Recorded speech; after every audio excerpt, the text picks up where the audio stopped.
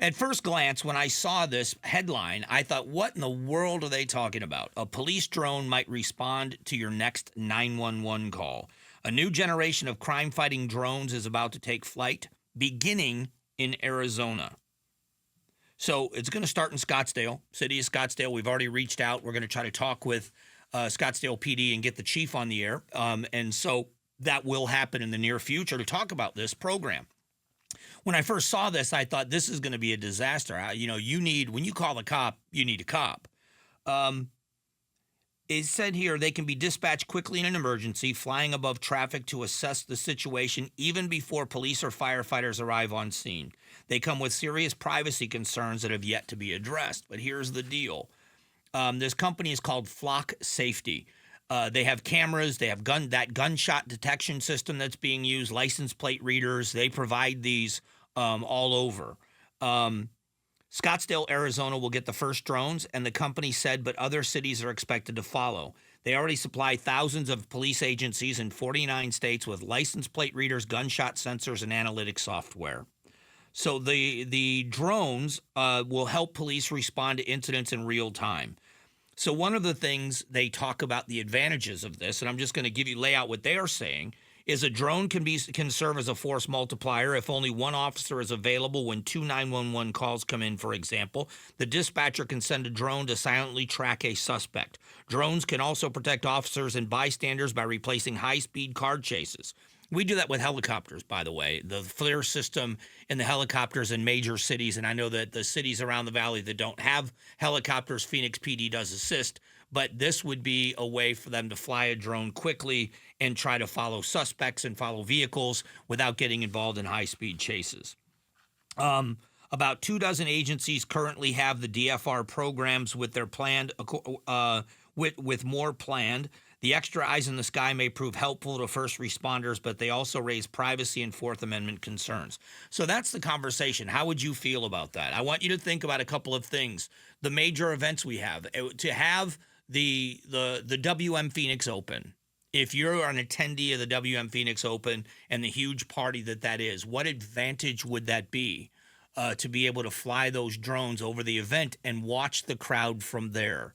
With some of the antics we've seen in the past, would it help intervene more quickly or at least follow suspects more quickly in real time? High-speed chases. We know about how dangerous a high-speed chase can be. When I first heard this, I thought, you can't start replacing cops with machines, with drones. You got to have human beings.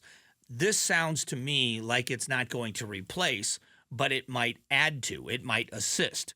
And in that regard, it might not be a bad thing. Imagine you call 911 and you report a fire. You have a fire at your house.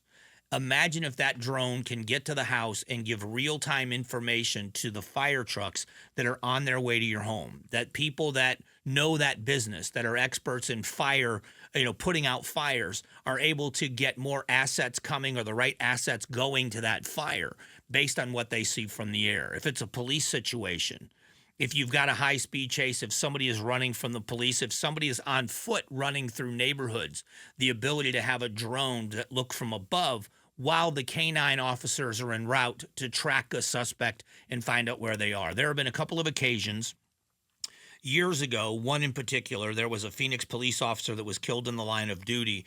They were in a foot chase with a suspect, and the suspect had ducked into an alley and I think was hiding inside of a shed, but hiding and waiting to ambush officers. So that suspect was waiting inside of a shed, I believe it was, and when the officer came around the corner, the suspect shot and killed the officer.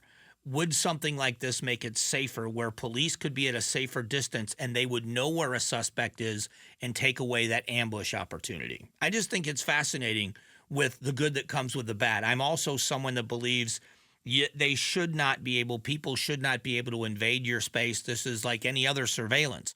It's odd. Years ago, the FBI, and I don't know how it's changed since, but I know this story to be accurate. Years ago, the FBI was taken to court because they were surveilling people with GPS devices without warrants. They were putting them on people's cars. And the argument from the FBI was, and I'm sure there were other agencies doing it too, but the argument was, if we're allowed to surveil somebody with our eyes, without a warrant. We can follow somebody that we suspect may be a criminal. We can watch what they're doing in another car. We can do surveillance. That this kind of surveillance is also justified.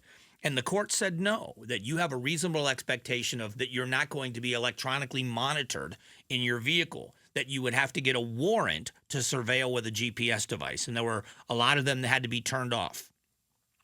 I don't know if that's been retried. That was just a story, but I know that this has been an ongoing argument. When new technology comes out, like GPS at the time, how far can law enforcement go, and when does it begin to infringe on someone's Fourth Amendment rights? When is it? And this is a fascinating conversation. Can the police, who can drive around the city on patrol and watch whatever you're doing in public? We know that the body cameras, perfectly legitimate. Your cell phone cameras, perfectly legitimate. You don't have an expectation of privacy when you're walking down the street or driving down the street. And so they can do all of those things. Should they be able to fly over your house and look into your backyard without a warrant? If they suspect you're growing marijuana in your backyard, if they suspect there's a stolen vehicle in your backyard, they can look over your fence. Can they do it with a drone? These are going to be the questions that are asked, and there's going to be legal wrangling. It always happens that the laws are way behind the technology. We'll see how technology ends up being on this one, and I'm fascinated to have a conversation with somebody from Scottsdale PD about this program and their concerns and what they're going to do about it. So we're going to do that in the future. Thanks for watching the Mike Broomhead Show. Tap to watch the first season of Amazing Arizonans, a KTAR News podcast. You can also click the button in the middle to subscribe.